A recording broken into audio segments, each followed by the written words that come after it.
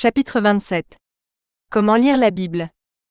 Si vous débutez dans la lecture de la Bible, je vais être honnête avec vous, vous trouverez cela difficile au début.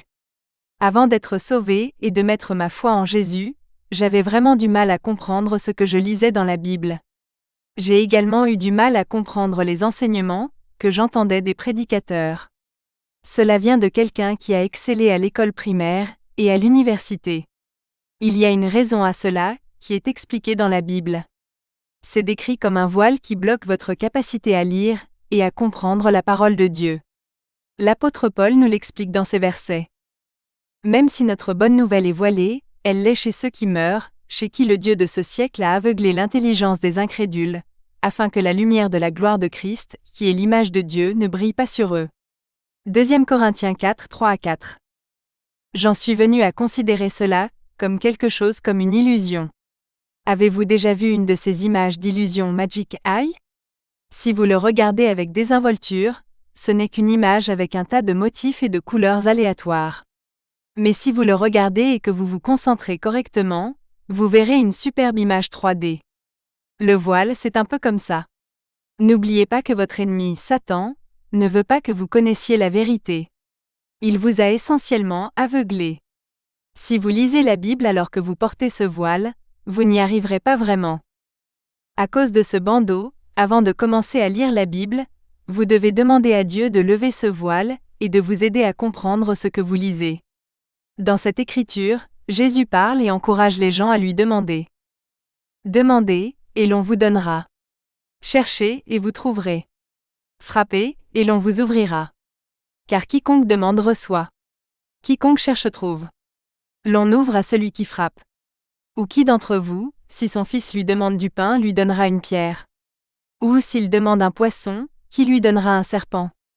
Si donc, méchants comme vous l'êtes, vous savez donner de bonnes choses à vos enfants, à combien plus forte raison votre Père qui est dans les cieux donnera-t-il de bonnes choses à ceux qui les lui demandent? Matthieu 7, 7-11. Dans ce verset, Jésus nous dit qu'il frappe toujours à la porte de notre cœur. Nous devons juste le laisser entrer. Voici, je me tiens à la porte et je frappe. Si quelqu'un entend ma voix et ouvre la porte, j'entrerai chez lui, je souperai avec lui, et lui avec moi. Apocalypse 3, 20. Dieu vous aidera en effet. Plus que tout, il veut que vous le connaissiez.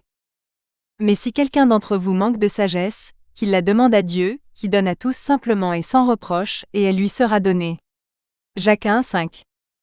Maintenant, si vous avez déjà mis votre foi en Jésus, la grande nouvelle pour vous est que les Écritures nous disent que le voile disparaît en Christ. Que lorsque vous mettez votre foi en Jésus, elle disparaît. Voici comment Paul décrit cela. Mais leur intelligence s'est endurcie car jusqu'à ce jour, à la lecture de l'Ancien Testament, le même voile demeure, car en Christ il disparaît. Mais jusqu'à ce jour, quand on lit Moïse, un voile recouvre leur cœur. Mais dès que quelqu'un se tourne vers le Seigneur, le voile est ôté. 2 Corinthiens 3, 14-16. Si vous croyez en Jésus, vous ne vivrez plus sous le voile des ténèbres. Dans ces versets, il avait fait tant de miracles fait référence à Jésus. Mais malgré tant de signes miraculeux qu'il avait fait devant eux, ils ne crurent pas en lui, afin que s'accomplît la parole du prophète Ésaïe, Seigneur, qui a cru à ce que nous avons annoncé? À qui le bras du Seigneur a-t-il été révélé? C'est pourquoi ils ne pouvaient pas croire, car Ésaïe dit encore, il a aveuglé leurs yeux et endurci leur cœur, de peur qu'ils ne voient des yeux, qu'ils ne comprennent du cœur, qu'ils ne se convertissent et que je ne les guérisse. Ésaïe dit ces choses lorsqu'il vit sa gloire et parla de lui. Cependant, plusieurs chefs crurent en lui.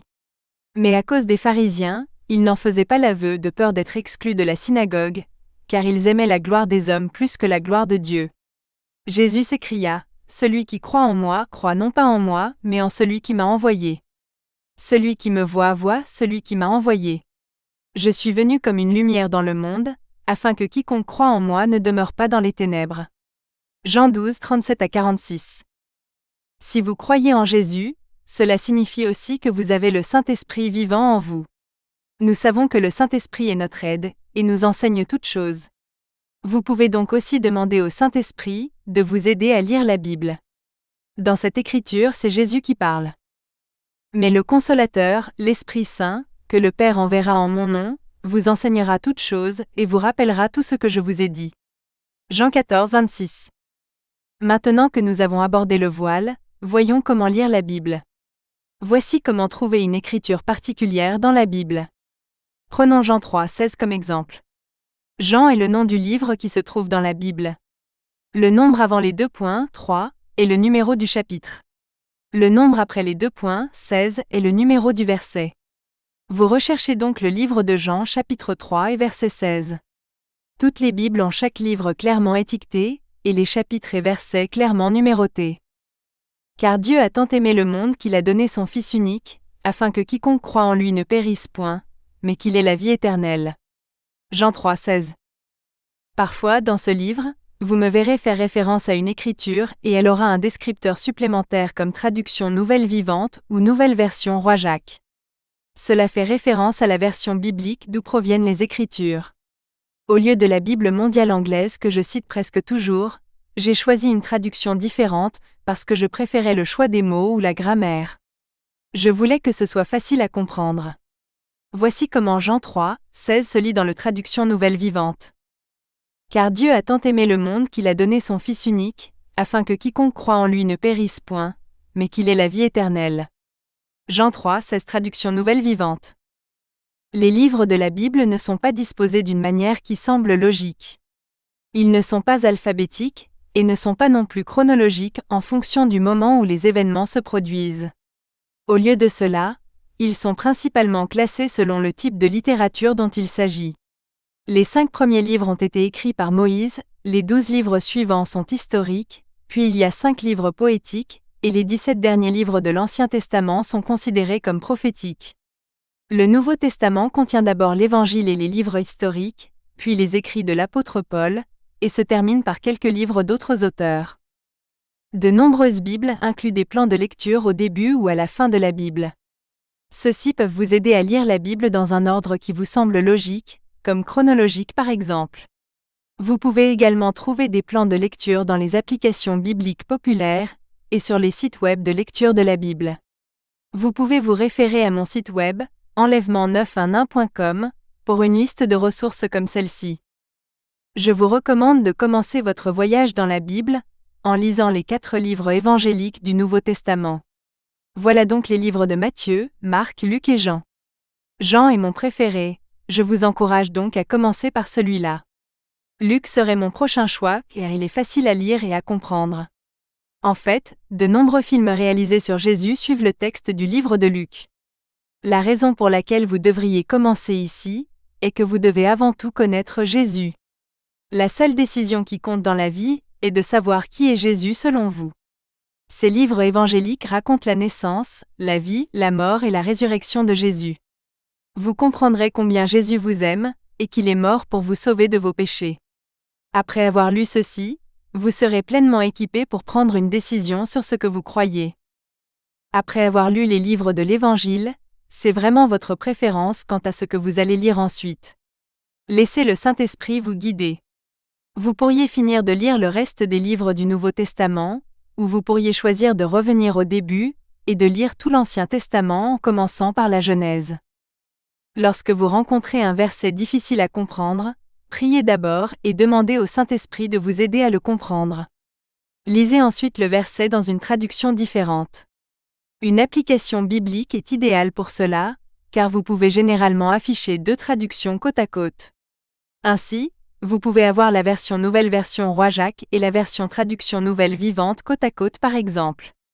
Cette petite astuce vous aidera grandement à comprendre la Bible.